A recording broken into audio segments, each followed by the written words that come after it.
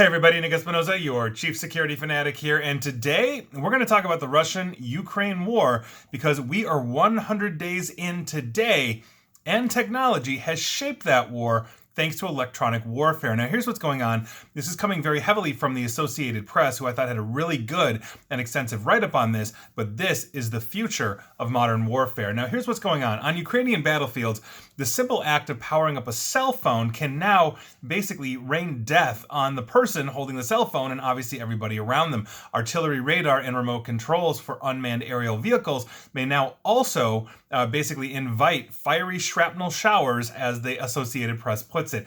This is electronic warfare. It's a critical but largely invisible part of Russia's war against Ukraine. Military commanders usually shun discussing it because they fear that they'll jeopardize operations if they reveal anything that the enemy, aka the Ukrainians or the Russians if they're talking about it, basically whoever's talking about it, and here we are. Now, electronic warfare typically targets communications, navigation, and guidance systems to locate, blind, and deceive the enemy, and obviously direct lethal fire towards them. Obviously, one of the big things in electronic warfare, as it is conventional warfare, is an attempt to make your enemy deaf and blind, therefore they can't coordinate, they become disorganized, therefore they are easier to kill. Now, it is used basically against military, various forms of military, such as artillery, fighter jets, cruise missiles, drones, etc., etc., etc. So militaries also, though, are now using it to protect their forces. This is an area where Russia was thought to have a clear advantage going into this war, but for reasons that are not entirely clear, as the Russians aren't really telling us about their plans, its much touted electronic warfare prowess was barely seen in the early stages of the war, in essentially what was, as the AP calls it, a chaotic failure to take Kyiv, the capital of Ukraine. Now, it has become far more of a factor in the heavy fighting in eastern Ukraine, where shorter, easier defense supply lines let Russia move electronic warfare closer to the battlefield, meaning they're holding this gear up with less of a chance of it being destroyed by Ukrainian forces. Quote, "They are jamming everything their systems can reach." That apparently is an official of the Aerorozvedka. This is a reconnaissance team of the Ukrainian unmanned aerial vehicle tinkerers, as they call themselves, who spoke on a condition of anonymity for obvious concerns. Quote, "We can't say they dominate, but they hinder us greatly." A Ukrainian intelligence official called the Russian threat, quote unquote, pretty severe when it comes to disrupting reconnaissance efforts and commanders' communications with their troops. Russian jamming of GPS receivers on drones that Ukrainians use to locate the enemy and direct artillery fire has been particularly intense on the line of contact, according to this anonymous source. Ukraine has scored some successes, though, in countering the electronic warfare measures that Russia has put into place. It has captured important pieces of hardware. That's obviously a significant intelligence coup for the Ukrainians, and they've destroyed at least 2 multi-vehicle mobile electronic warfare units. These are the ones that get drive to the front to basically jam or attack or do whatever it is on the technological side. Its own, or rather Ukraine's own, electronic warfare capability is hard to assess. Analysts basically say it's vastly improved since 2014 when Russia invaded and took Crimea. And there you go. But there are setbacks to them as well. Last week, Russia claimed it destroyed a Ukrainian electronic intelligence center in the southeastern town of Dnipropetrovsk. Again, I apologize for screwing these words up. I do not speak Russian or Ukrainian. Now, this claim could not be independently confirmed, and Ukrainian officials did not respond or comment on this when asked about it. So Ukraine has made also effective use of technology and intelligence from both the United States and other allied members out of NATO. Such information has helped Ukraine sink the battlecruiser Moskva. That is one of the flagships of the Russian Navy. If you recall, they hit it, even though Ukraine really doesn't have a navy.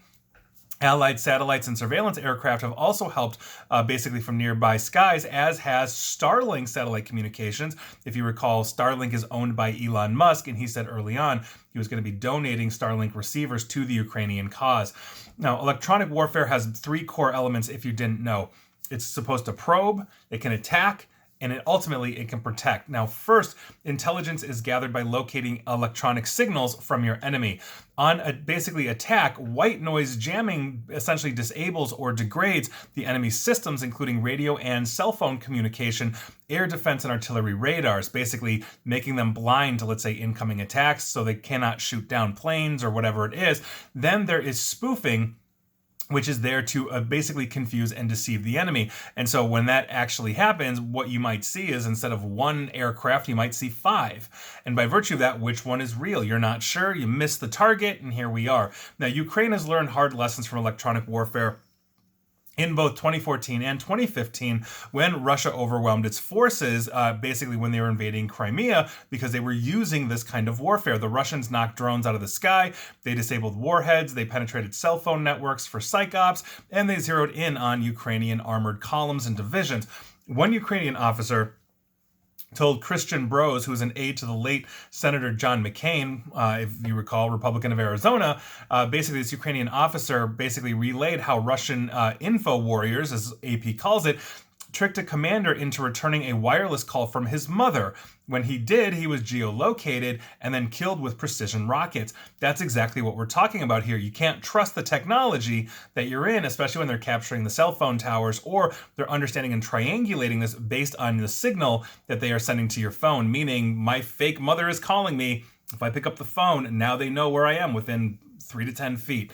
Now, the U.S., interestingly enough, has also experienced Russia's electronic warfare, but in Syria, where basically the adversaries that backed opposing, or rather, U.S. and Russia were adversaries in there. We backed opposing sides. And in 2018, U.S. Special Operations Chief General Raymond Thomas described how U.S. pilots' communications were regularly knocked down in Syria in, quote, most aggressive, end quote, electronic warfare that the planet had seen at that time. Now, Russia's advanced systems were also designed to essentially blind the United States' airborne warning and control systems. They're commonly known as AWACS. These are the eyes in the sky, as they are called. Those are the big planes with the saucers on top of them. I'm sure you've probably seen them if you've done any reading on this. They also were able to blind things like cruise missiles and spy satellites. So the Russians have been pretty good at this as well. But in the current war, electronic warfare has become basically a furious theater of contention, as the AP puts it. Now, the Aerozovstvika, this is the recon group I was talking about with the drones, have modified camera-equipped drones to pinpoint enemy positions and then drop mortar and grenades. Hacking is also used to poison or disable enemy electronics and to collect intelligence. Ukrainian officials also say that their electronic warfare capabilities have improved radically since 2015, and those include the use of encrypted U.S. and Turkish communication systems for a tactical edge.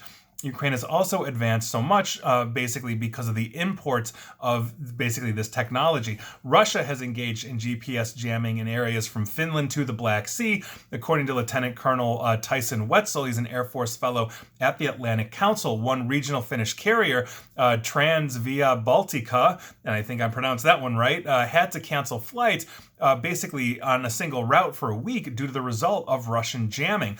Russian jamming has also disrupted Ukrainian television broadcasting, according to Frank Bax, an executive with the California-based Kratos Defense, who's basically has satellite ground stations in the region, so he'd know better than most. Yet, in the war's early days, as I mentioned before, Russia's use of electronic warfare was less effective and extensive than anticipated. That, though, may have contributed to its failure to destroy enough radar and anti-aircraft units to gain air superiority right out of the gate, meaning they didn't deploy electronic warfare fast enough. That gave the Ukrainians a competitive edge, allowed them to survive that quote-unquote 3-day war, and now we are at day 100 as I'm sitting here talking to you.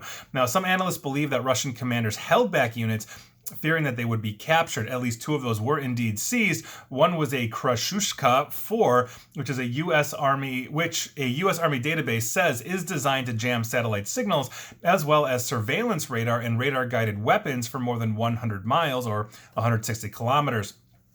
The other was the more advanced Boris Olglikbisk. Again, I'm so sorry for this. I do not speak these languages. The Boris Ogulbisk 2, which can jam drone guidance systems and radio-controlled landmines. So obviously, that's a real nice thing if essentially the Ukrainians are seizing those kinds of things. So there you go. Now, Russians may have also limited the use of electronic warfare early in the conflict because of concerns also of ill-trained or poorly motivated technicians that might not know how to operate these things properly. And if they're not operated properly, they're not effective. And now they're just becoming targets. So there you go. But this is electronic warfare. We're going to see a lot more of this. The Russians have been pretty advanced in this, but they have basically they didn't use it out of the gate. And I think that was, if you're looking at it from the Russian perspective, to their detriment, obviously a benefit for the Ukrainians. So nobody over here, is really complaining about that. But as this war drags on, these are the things that we really have to understand. We really have to see as we continue to develop new advancements, new technologies, as we continue basically, aiding the Ukrainians with weapons and technology.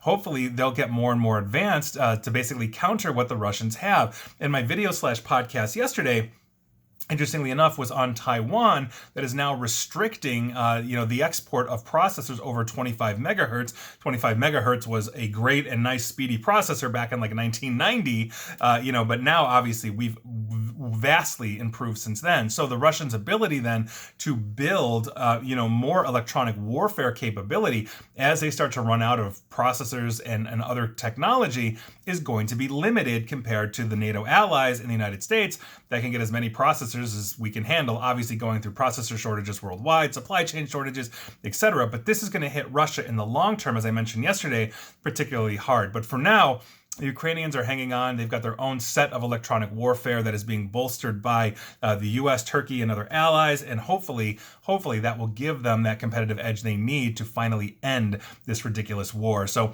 we'll see where that goes, but that is your interesting 100 days into a war news of the week. And please like, share, follow me here on Facebook and Twitter at NickAESP. And please feel free to subscribe to me at YouTube as well. And as always, stay safe, stay online, and please attempt to stay private. Thanks, everyone.